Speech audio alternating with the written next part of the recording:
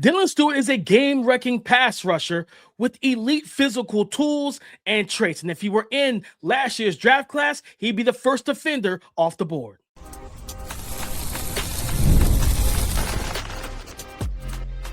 You are Locked On NFL Draft, your daily podcast covering the NFL Draft. Part of the Locked On Podcast Network, your team every day. Welcome back to the Locked On NFL Draft Podcast. I'm Damian Parson. That's Keith Sanchez. And today's episode is sponsored by Clowney. For a limited time, download the Clowney app and use the code Locked On to get $10 when you trade 10. Clowney, trade on everything. And on today's episode, we're breaking down South Carolina star edge rusher Dylan Stewart. At the end of the show, guys, we're going to explain the grade, give you any NFL comps heading into the new and latest college football season. We're going to talk about the concerns, what things that he need to clean up that we saw on tape. But as always, we start off with the good news, the good things about the prospect, and we're going to talk about the pros, Keith. This is a young man listed at 6'5", 255 pounds. Dylan Stewart, last season, 4.5 sacks, 5 QB hits. He had 27 pressures. My power statement to you, Keith, is this is an elite physically gifted prospect. And I'll say this, if he were in the 2026 NFL draft, he would have been the first defender off the board. That's how high I am on the Dylan Stewart. And that's how I feel like he would have been in last year's class. Yeah, listen, you're getting no pushback from me, and I'll even go as far as to say that get ready for the Jadeveon Clowney comps, right? Because obviously they went to the same school, they play same school, same position, right? And he is a physically dominant athlete. His physical traits jump off the film, and it's not so much of. I'm trying to give out different comps of past years, DP, and I'm not sure. It's maybe Will Anderson-ish, right? As far as understanding that this guy, his physical traits and what he provides from his athletic traits, it's superior than everybody else on the football field, right? I think it's of that caliber. It's not long. It doesn't take long, and it's not hard to identify him on film and say, wait. That guy is different from everybody else playing football right now. There's 21, right? 11, 22 minus 1. There's 21 other players on the field. I did quick math, right? That was yeah, you did. You definitely did. There was 21 other players on the football field, but that guy is different from everybody else. Yeah. So definitely impressive, man. And I'll say this: if you ask me for the first trait that I believe can lead him to be a dominant football player, first step explosiveness. And you've done it like I've done it, DP, and you've written that for certain players. You're like, hey, this guy has first step explosiveness. His is on another tier. When he decides to trigger at the snap and when he's lined up and he's, head down the line of scrimmage, looking at the football, ready to rock and roll, I always say this, that there's some edge rushers whose first step, they instantly put the offensive tackle in panic mode because how they get upfield, right? And because they can get even with you, right? Instantly, if you're an offensive tackle. So this young man, the 4.5 sacks, we'll get to that part. But if you just look at the 4.5 sacks, you're missing a player with a lot of upside to him. And like you said, that can easily be a double-digit sack guy. No, 100%, Keith. I think it's crazy because, your history with coaching and recruiting at LSU, to your point, I'm pretty sure you went to some camps and you see a lot of kids, you're like, that one right there is different. Yeah. Different. Like, that is Dylan Stewart, 100%. That first step off the line is elite. He is an elite get off. And I want to say this, Keith, it's not just as a pass, it's the run game too. Like, I think the first play, was it the first play versus LSU, where it was the first play from scrimmage for LSU? He sliced between a tackle and I think a tight end, and he lost his balance, and he still tackled the running back for a 4-yard loss. Is that the play? And it was similar to the Jadeveon Clowney play, because I know it was a team. Yes. Yeah. I couldn't remember if it was LSU. That one was South Carolina State. I know. Yeah, I was like, it was smart. And I'm like, see, that almost literally was the Jadeveon Clowney play where he. It was just it was reverse sides of the formation. Yeah, Jadeveon rushed off the right end. He ran off the left end and blew up the running back. Because when I saw it too, I was like, that looks oddly familiar. But, Yeah, right. I was like, I've seen this before. I was like, oh, I'm getting flashbacks to that game. Like, if the helmet popped off, it would have been everything right there, Keith. But I look at Dylan Stewart, the run game. I give him so much credit in the run game too, because like tight ends have such a hard time blocking him. He's not, and again, he doesn't. It's not like he's built like James Harrison, where he's walking around, squatting 750 pounds on a regular Monday, right? Like, it's not like he's that bulky, super muscle-bound frame. Like, he's a strong dude at the point of attack. He's got long arms. He's a long frame in itself. But I truly believe that he has more functional strength. I think early in games, offensive tackles might get caught off guard by his power. I don't think they expect him to have the pop and strength in his hands, and he converts speed to power well as a rusher, as a pass rusher, and a run defender. So this is a guy to me, Keith, where we've seen those guys, Keith, that first step quickness as he leads a pass rusher. He could dip and bend around the edge. And then you're like, okay, so what happens if you get drafted to the AFC North and everybody runs the football? Are you a liability? And I don't look at that when I see Dylan Stewart. I see a guy that could play all three downs. Heck, man, some of his pressures, Keith, even when he wasn't able to like complete the sack, some of his pressures, like they're talking about the TE stunts and him looping around, that closing burst to the ball and to the quarterback. Man, I feel like those quarterbacks are like deer in the headlights. Like when you see him loop around and your eyes pan back in the middle of the field, and that offensive line left a gaping void there, and you just see number 6, and that's all you see is 6'5", 255 on this high horse, like just trying to get to you. It's like this dude is different, and some people are gonna look at the numbers like you said, Keith, and be like, I don't know, guys. That's what we tell you. Trust the tape. Study the tape. Trust the tape. Keith, you said this a couple years ago. You was like, yeah, there's some guys who have production, and you got to go watch and see what that production looks like. Mm-hmm. The result was good, but what's the process? I look at Dylan Stewart. His process is top tier. He didn't always have South Carolina weren't in a lot of games, stuff like this. A lot of game script stuff that played a part in it too, where he even had less pass rush attempts in terms of rushing the passer in 2025 than he did in 2024 as a freshman. So he had less bites at the apple. Elite, to me, is the elite prospect, Keith, like top 5 type of guy that we'll, of course, break down a little bit more later on. Yeah, DP, and I don't want to skip over that. Like, break that down real quick, DP. Well, I'll break it down what you said, right, as far as the in-game script, meaning that if South Carolina was getting blown out early on, the other team just decided to run the football, right? Or if they felt like your offense was going to potentially sputter at sometimes, like, and just to give listeners insight, that's game plan sometime, right? Like, hey, we'll break them down by the third quarter, right? In the sense of the fact that they won't be able to keep up. We can play safe. We can run the football starting off in the first quarter. They may make a mistake offensively, right? Or there'll be a blown coverage defensively, and we'll capitalize that way, because the coach's identity and the coach's goal is not to show that we have the crispiest offense in the world. It's to get out of there with a win, right? Like, first off, the baseline is you want to win, right? And so that's the goal. Yeah, and if you're a better team, or perceived better team, right? The LSU's, the Georgias, the Texas A&M's last year's, the Texas's, right?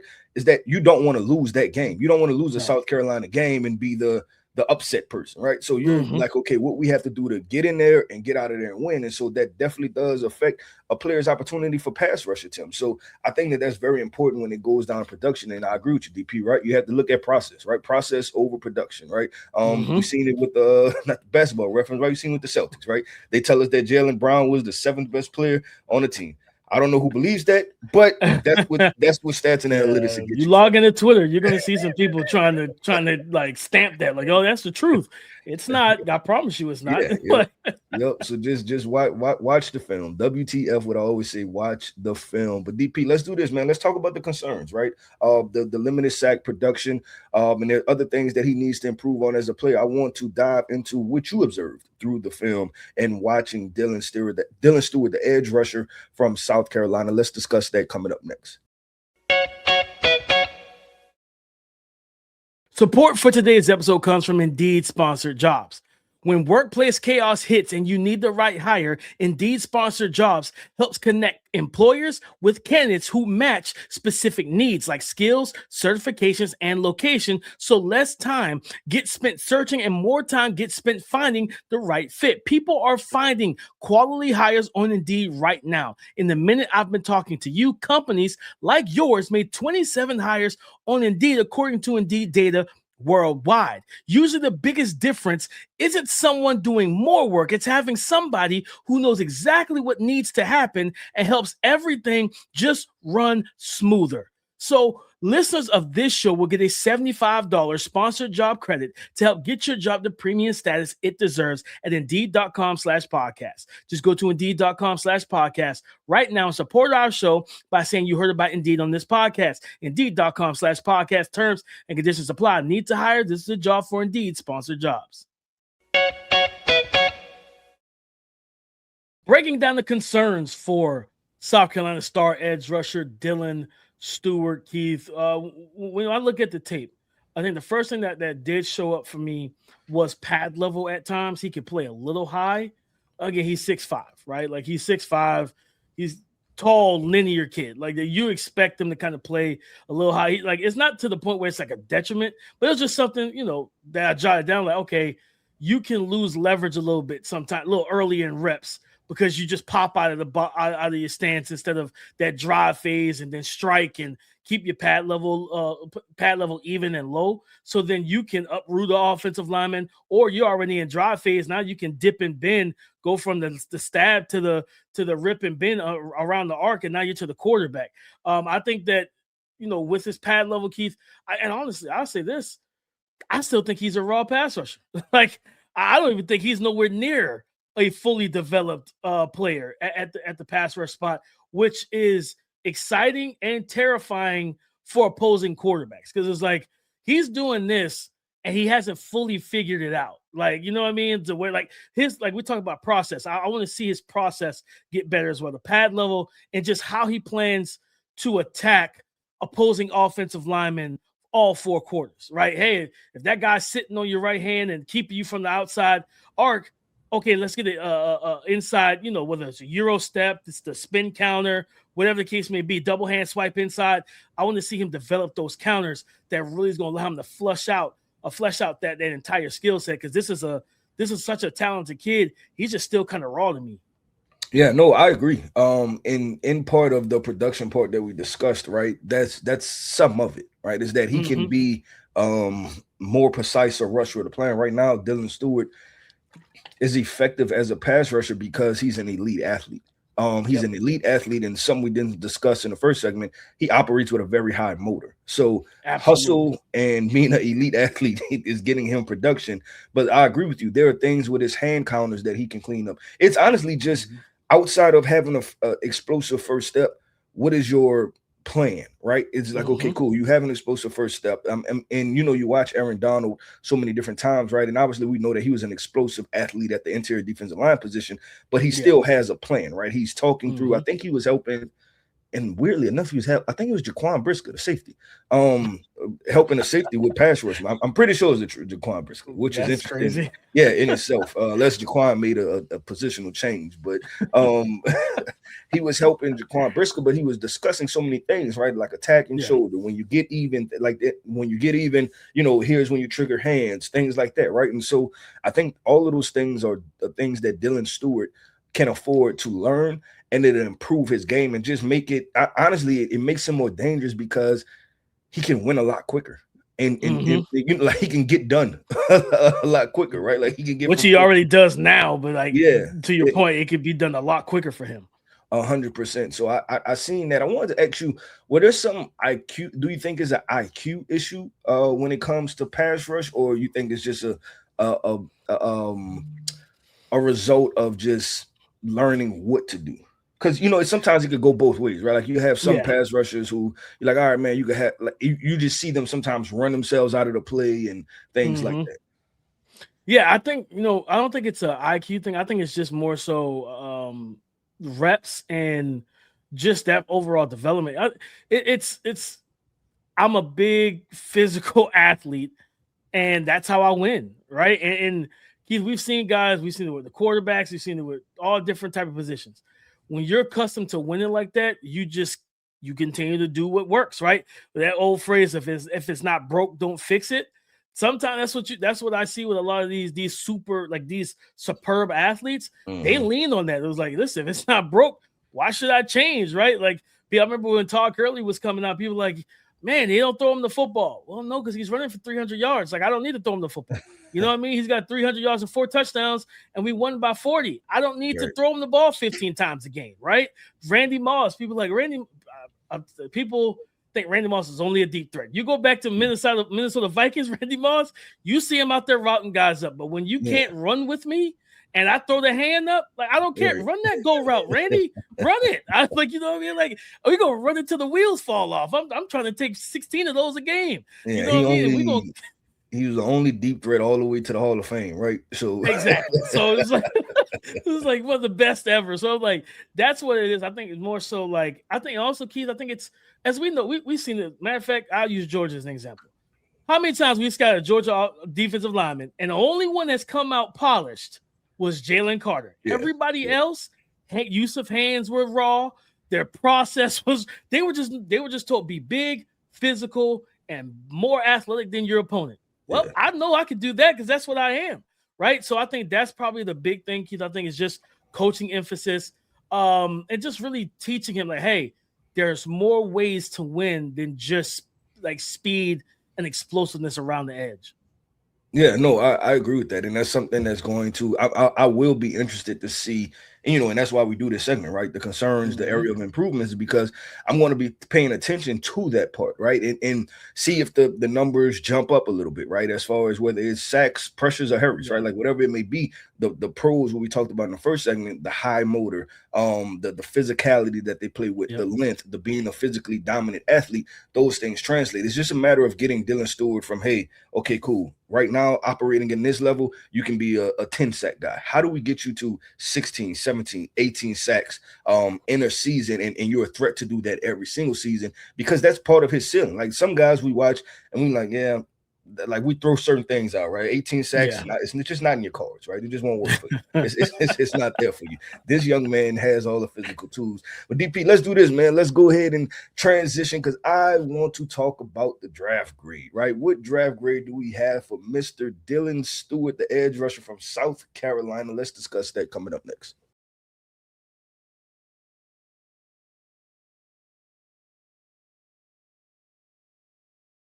Thank you for making Locked On NFL Draft your first listen of the day, and thank you for making the Locked On Podcast Network the #1 sports podcast network in America. It's all because of you. Dylan Stewart, Keith, it's time to explain our grades for summer scouting heading into the 2026 college football season ahead of the 2027 NFL Draft. What grade did you land on for Mr. Stewart?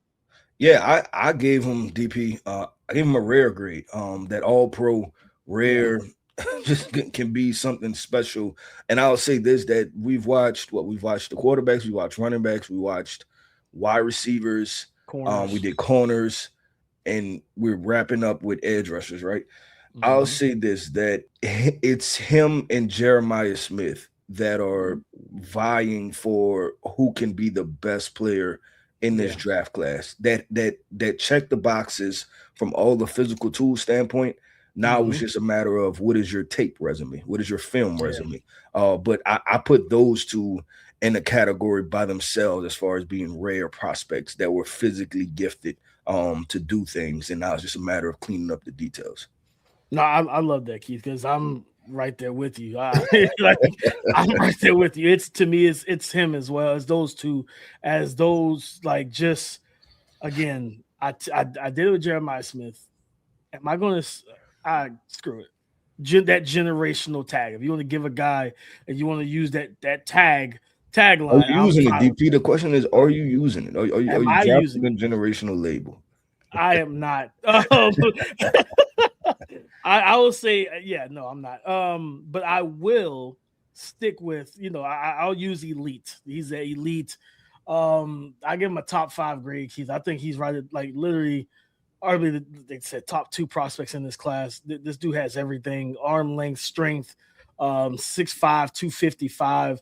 It's not a box he doesn't check physically. And now it's all about just, again, fleshing out the skill set, right, as a pass rusher. I think when it comes on to Dylan Stewart, the big thing for me is going to be just the work ethic, like we talked about with Jeremiah Johnson, Jermaine Johnson, I'm sorry, at the Senior Bowl, and just his study and knowledge of how he wanted to attack opposing offenses. That man dominated practice 2 days straight. He was beating those offensive tackles like a drum. He was Nick Cannon on drumline. He just winning, just killing the snare, right? Classic movie, DP. Classic millennial movie right there. Listen, if you haven't watched Drumline, go check it out. It's a classic. So, but yeah, but Jermaine Johnson didn't. I don't think he practiced the third day. He didn't go to the actually playing the Senior Bowl game, and he was a first round pick, right? So, but that's the thing, is just that understanding your opponent and through film study. I think that's the next step in the evolution of Dylan Stewart. I always go back to Kobe Bryant, how he said, yeah, I watched so much of Kevin Durant. By the third dribble in the mid-range, I know he was going to pull up. And I'm like, no one else talks like that. No one else says things like, yeah, I know when the guy's going to pull up based on how many times he dribbled the ball in the mid-range. And the fact that he was right, because I remember looking back at it, I'm like, oh, shoot, it was every third dribble. Like, you know what I mean? I was like, Kobe is a psychopath. You know what I mean? Like, DP is called obsession, DP. It's an obsession. It's definitely obsessed. Kobe, Tom Brady, those dudes were obsessed with the game, Keith. So I think I want to see that next step of just the evolution mentally, and just from a film study standpoint for Dylan Stewart, because once he figures out how he wants to attack pass rushers, like rep to rep, not just like it just kind of varies. Like, even to me, like drive to drive and quarter to quarter. Once he realized, okay, this is how this guy operates, he's more of a heavy footed on the front foot, on the outside foot, or he puts a lot of weight on that back foot. Okay, cool. That means when I trigger downhill, he's going to try to get out the gates quickly to meet me, and that gives me an inside path. Once he starts to figure the game out and the game slows down for him in that regard, it's going to be a problem. He's already a problem. He's going to be a much bigger problem, where we're looking at a guy that can end up being one of the best pass rushers in the NFL. No, I agree with that 1,000,000%. And I'll say this, DP.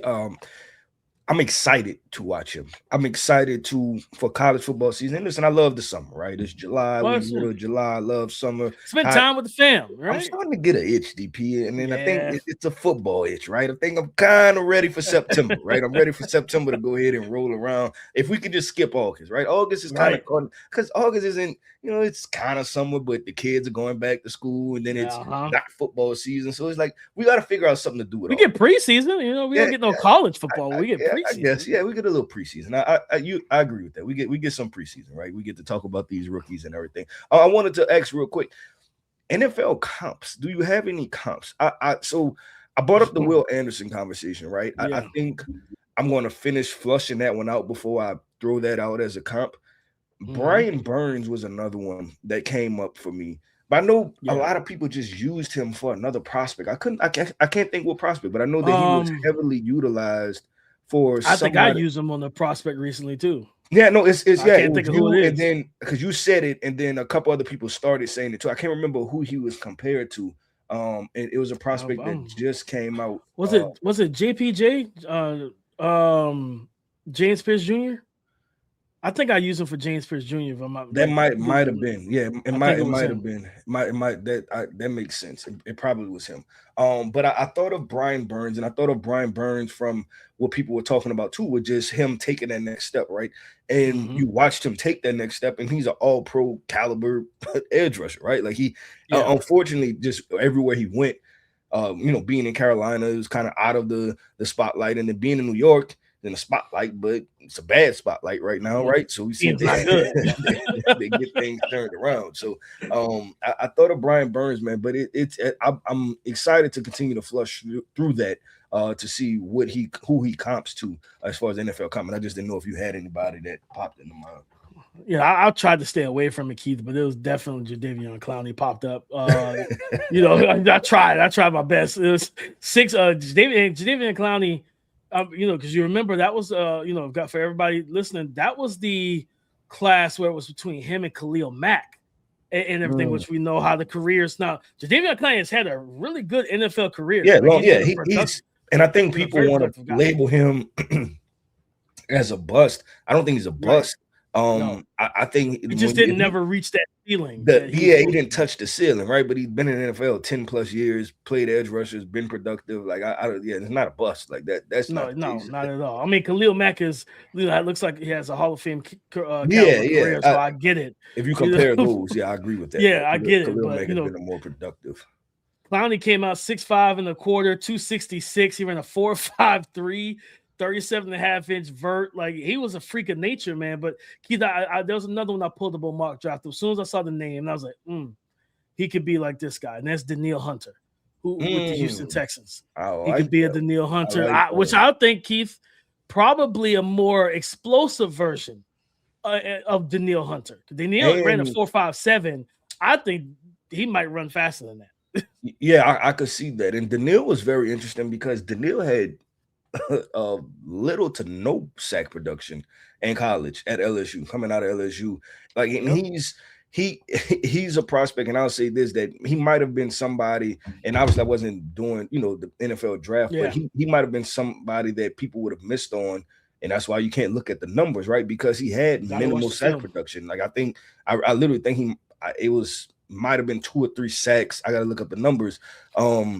Throughout his career, it was something very little at LSU. So for him to go to the NFL and then start being a double-digit sack guy, like, that's not on track, right? Like, that's usually not how it happens. You don't get no sacks in college and then get 10, 12, 15 sacks in the NFL. Yeah, it's an outlier. It's an absolute outlier. I think that's the best way to put it. He's an outlier when it comes down to scouting at the end of the day. So I like the Danielle Hunter one.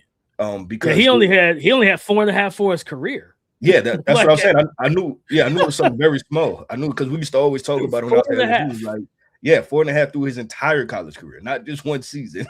38 games. 38 games played, only 4.5 sacks. That's wild.